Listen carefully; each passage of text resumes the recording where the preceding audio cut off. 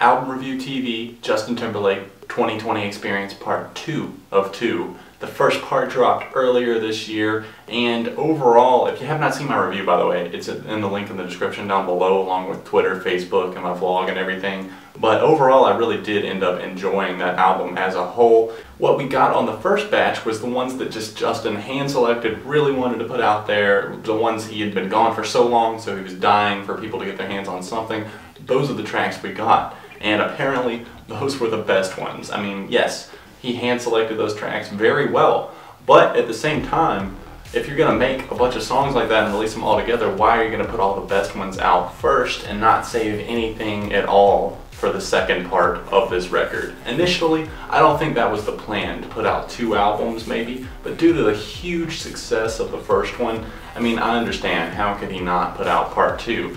And the fact that it's coming out this year too, and the singles haven't been charting as well for these singles from this new album, I just don't think people are as hyped for it, especially with Take Back the Night, very 80s feeling, Michael Jackson. A lot of people make that comparison. I do hear it, I get it, but at the same time, I mean, it's like, compare it to something else. I saw pretty much every review calling it, oh, it sounds like Michael Jackson, Michael Jackson, Michael Jackson. There's other things, you know, from the 80s that, you know, sound similar to that. It's not just Michael Jackson was the 80s. But anyways, Take Back the Night definitely had a big brass section, and it was just very groovy, and at the same time I really enjoyed that track, so it was a good lead-off single. TKO, second single, pretty enjoyable once again, although a little bit long once again, and of course that's a huge complaint for me here on this record. Once again, does the man know how to make a song like any shorter than 5 minutes? Please, I am begging you, Justin, please cut down the lengths of your songs. We don't need 2 like 9+ minute songs on one record. It's just ridiculous, especially when like 3 or 4 minutes of that is just like Timberlake grooving on the beat. That being said, some of these tracks do, you know, have a little bit of catchiness and flow to them, but at the same time, they grow old really quick because of Justin Timberlake's, you know, he always falls back on this. It's him being very repetitive with things he says. Like last album, perfect example. How many times can you fucking say tunnel vision in one song? I mean, good God. I enjoyed the song at first. I still enjoy it. I can listen to like 2 minutes of it, but then I have to shut it off. That's the way I feel with the majority of this record here. Some of these songs are just flat out cheesy. I mean, Murder featuring Jay-Z, I can't understand at all that track. Jay-Z's verse is pretty solid actually. The same goes for like Cabaret featuring Drake. I like the atmosphere of that song, I like the flow, I like Drake's part on the song, but Justin just gets so repetitive with what he has to say. True Blood is another one I wanted to throw out there for being extremely cheesy and painfully long. 9.5 minutes for this song, and there is just nothing there. It just feels so cheesy that I just kind of want to take it and throw it out the window. And in terms of being repetitive, the lyrical themes here on this record in particular are just worse than ever. He's not singing about really anything other than women. This song in particular that sticks out in my mind only when I walk away.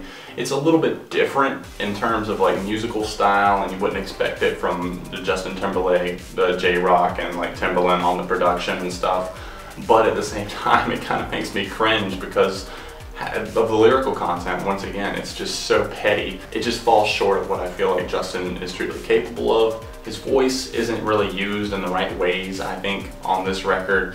And he gets really high up there, like with his voice, he gets really high pitched at times. It's like annoying bad, like Suit and Tie. Really did not like that song off of the 2020 Experience Part 1. His voice just really got on my nerves, and that's the case once again. Then we've got a track like Amnesia that I actually really enjoy. That one's very refreshing. It actually sees him diving into some stuff more so lyrically than he has any other points in this record. He doesn't trip and fall over his own words and actually keeps a story flowing throughout this song, so props to him for making an enjoyable 7-minute song there. But the rest of them, like, please, Justin, just cut down on these lengthy songs. I'm not afraid to admit that I go listening to his back catalog. If there's a single and there's a radio edit, you're gonna find me listening to that over this extended mix. It's too much. Not a bad thing, actually closes the record out on a little bit better of a note.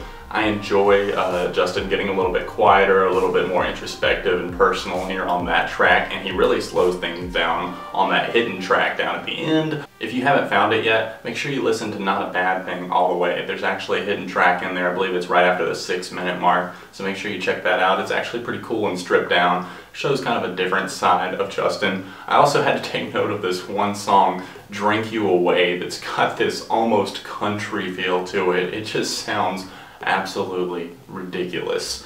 So overall, I think a lot of this album is filler, trash, don't really enjoy anything other than Take Back the Night.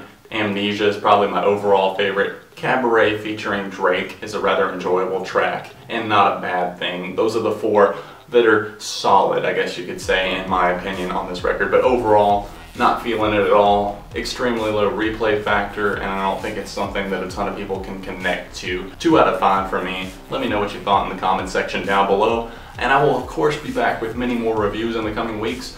Let me know what I should review for sure in the comment section down below. It's always like I always want to know what you guys want to see so I can upload it here and give my opinion on it. So thanks for watching and subscribing. Album Review TV, beyond the reviews.